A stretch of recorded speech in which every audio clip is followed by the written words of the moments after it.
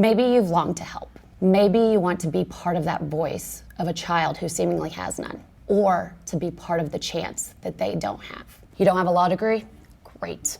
No training? Great. Because guess what? They offer both. I'm here with CEO Lindsay Scott of Kids Voice of Indiana. How are you? I'm great. Thanks for having us. Oh, absolutely. So let's talk about Kids Voice. What is it? Kids Voice is a child advocacy organization. That is our mission, and we do that in many, many ways. We have education programs, the Children's Law Center. We have an advocacy program. We also do supervised visitation. And we use volunteers in our advocacy program to represent children's best interests in Marion County courts. That's our biggest program. Right. How many children do you have right now or in a year? What does that look like? So right around 5,000 a year. 5,000. Or more. Any given time, right around 3,000 or a little more than that we advocate for. Wow. And you talk about volunteers. And what I like what you said, you started as a volunteer. Absolutely. So walk me through the process of being volunteer. Who do you look for as a volunteer?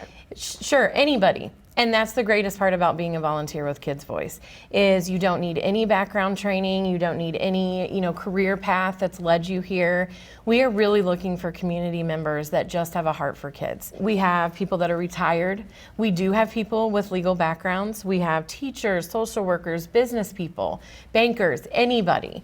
And so it's wonderful because they all bring their own, unique set of experiences. And so we provide them with the training that they need to advocate for children. What type of training do they go through? How long is it? Because when you're talking about workers, I don't want them to think that this is going to take a lot of my time. Absolutely, and time is a huge piece of this discussion when you're, committing to be a volunteer. So the training is 30 hours, which sounds like a long time. However, we break it up. And the great thing about COVID world is we have now been able to do some training virtually and some in person, hopefully soon when spring rolls around. We also try to offer some daytime as well as evening hours. So, if you do have a full-time job, you are still able to volunteer. And you said once the training is done, how much time do they put in during a week? What's an average, or is it up to them? It's very flexible, and that also helps too. So it's right around 6 to 8 hours a month that we ask, but it really is based on the case and the needs of that child. So you could be doing home visits and visiting that child that month. You might be attending a court hearing or a meeting with the family, with the child, with other service providers. Maybe you go see the child at school, if that's available. So you really do it based on your own schedule. You could do it in the evenings and the weekends. It really just depends.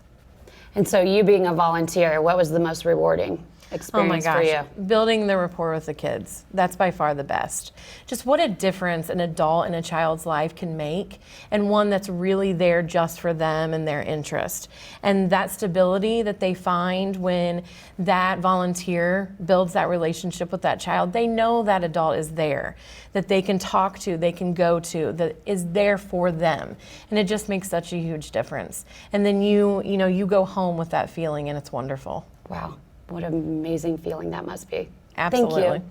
Thank you so much. Kids Voice of Indiana needs those with the heart and desire to be a positive advocate for children and to be their voice.